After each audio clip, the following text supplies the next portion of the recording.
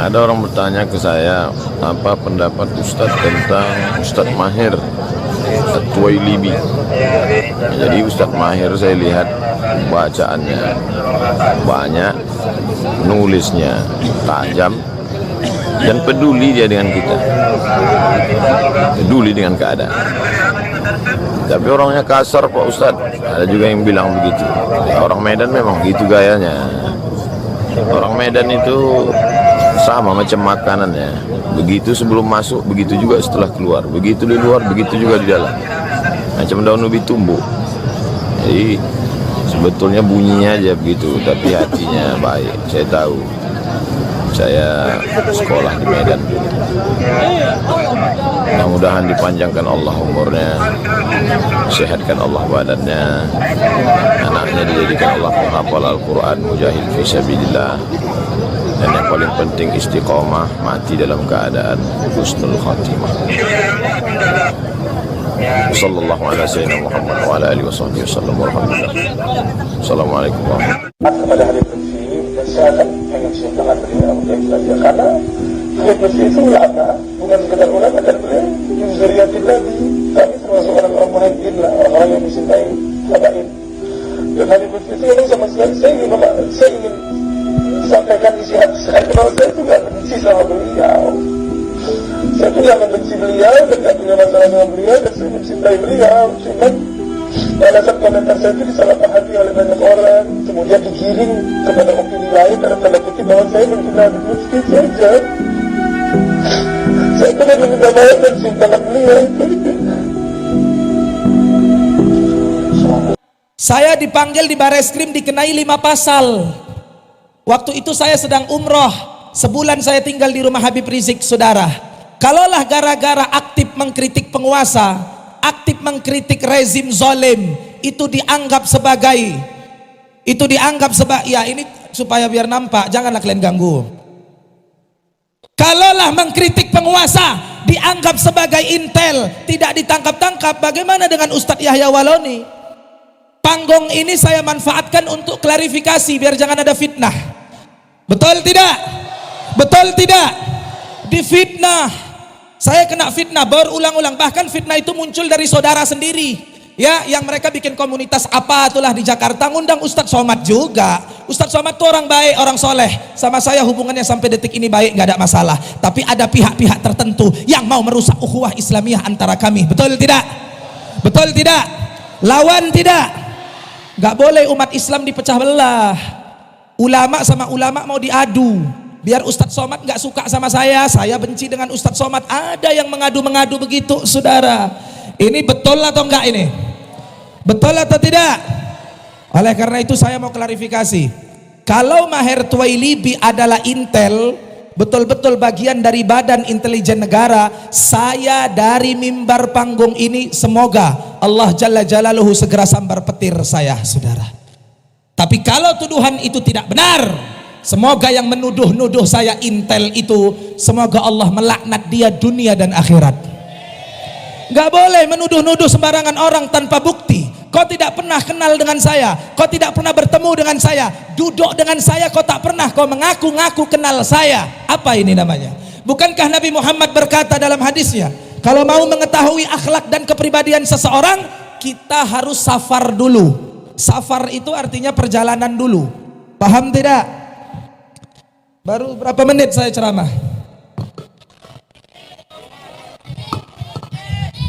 Satu menit. Kau laskar cilik. Enggak panas sekali, enggak tahan.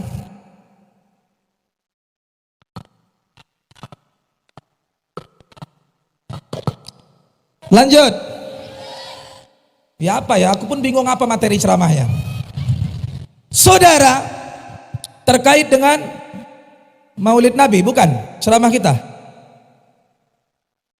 Oh, aktualisasi akhlak Rasulullah dalam mempersatukan bangsa. Oh, akhlak Rasulullah gampang, kita bahas akhlak Rasulullah nih.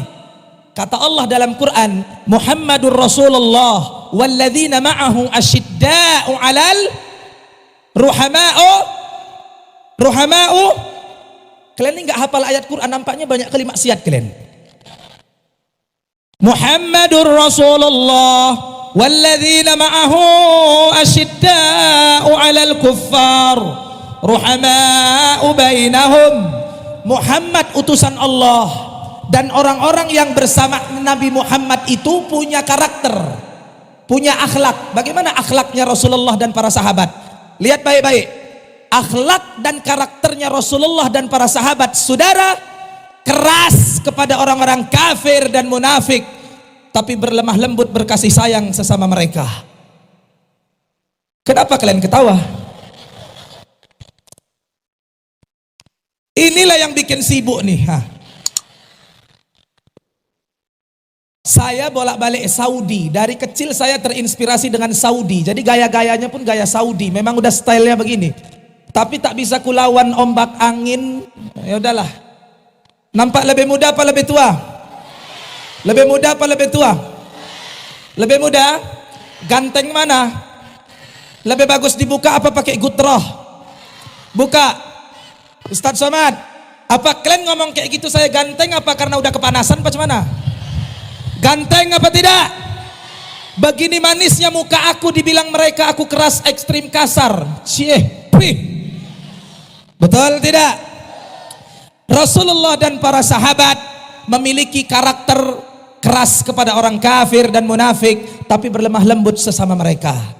Kalau saya maki-maki antum, saya maki-maki anda, sesama mukmin, sesama muslim, ini haram. Karena Nabi berkata, sibabul muslim fusuqun wa qitaluhu kufrun. Mencaci maki seorang muslim, menghina seorang muslim adalah kefasikan, dan membunuhnya adalah kekufuran. Yakni kufrun duna kufrin atau apalah. Abu Sayyid Alwi Al-Maliki dalam kitabnya Mafahim Yajib an Tusahhah memberikan footnote dalam kitab ini tentang makna kufur di situ. Allahu yarhamuhu. Keras kepada orang-orang kafir tapi lembut kepada sesama mukmin. Kalau saya maki-maki antum berdosa, tapi kalau saya maki-maki Abu Janda dosa apa pahala? Dosa apa pahala? Saudara kurang ajar. Abu Janda baru-baru ini dia bikin Twitter nyebut Ustadz Abdul Somad, si Somad. Apa enggak meradang aku? Aku yang meradang. Kalau beliau santai aja. Beliau santai aja, hidupnya naik turun pesawat karena sibuk dakwah kesana kemari. Bahkan beliau jarang buka WA lagi, jarang buka medsos karena sibuk dakwah ngurus umat. Tapi aku yang membaca tweetan Abu Bangsat Al-Tololi, meradang aku ulama dicaci maki, saudara. Takbir. Kalian ini anak muda, ngaku mujahid, pakai sorban, bawa bendera, takbir, Allahu Akbar, Allahu Akbar. Ulama dicaci maki sama penista-penista agama ini, kalian diam aja, berarti hati kalian itu sudah Allah tutup dengan nokta hitam. Kalaulah bukan karena ulama, kita nggak sampai ke sana, betul tidak? Al ulama warathatul, kecintaan kepada ulama bagian dari kecintaan kita kepada Nabi Muhammad sallallahu alaihi. Kalau nggak ada cinta kepada ulama, udahlah. Ini dicaci maki. Orang yang mencaci maki agama, mencaci maki ulama seperti ini, enaknya diapain? Kurang keras. Enaknya diapain?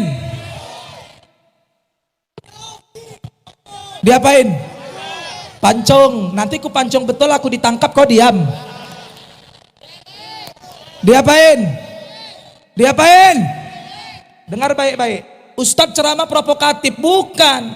Saya hanya menyampaikan isi agama, pesan agama. Apa pesan agama? Ibnu Taimiyah menulis kitab judulnya As-Sarimul Maslul ala Syatimir Rasul.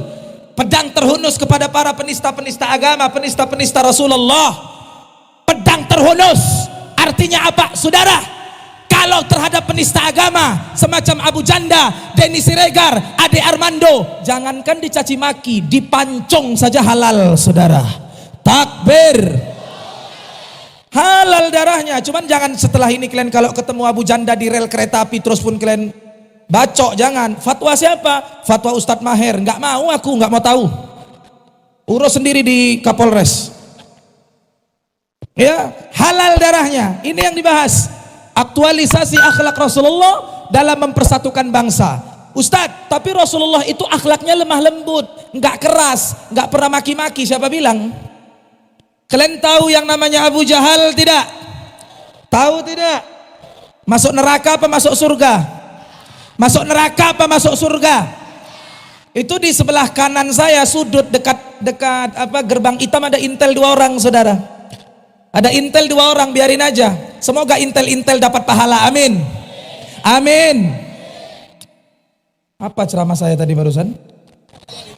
Bukan. Abu Jahal. Tahu kalian nama Abu Jahal sebetulnya siapa? Abu Janda. Abu Jahal itu namanya bukan Abu Jahal. Masyarakat Arab menjuluki dia Abul Hakam.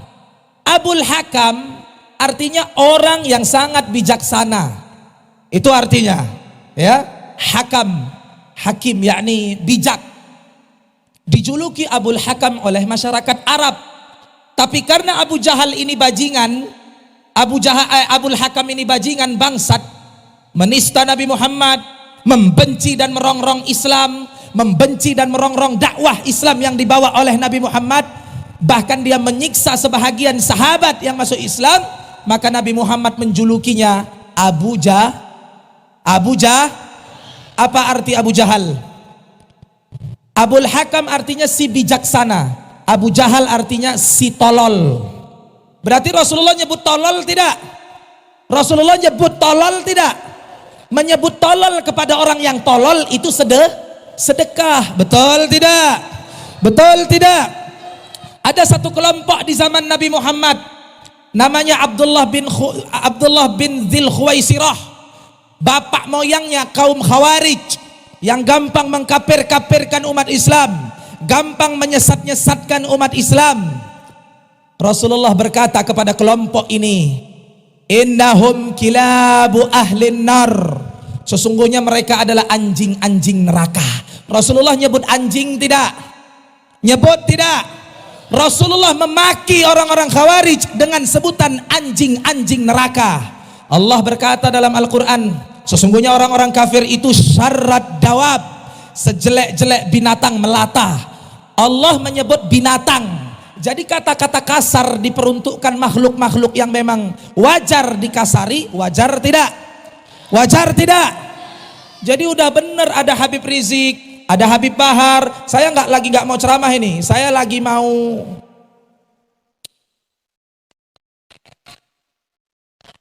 marah. Bukan marah, berarti kau belum kenal saya. Saya bukan marah, saya mau klarifikasi. Mumpung lagi ada Ustadz Somad, karena saya tahu banyak orang-orang yang membisik-bisikkan beliau nggak betul tentang saya.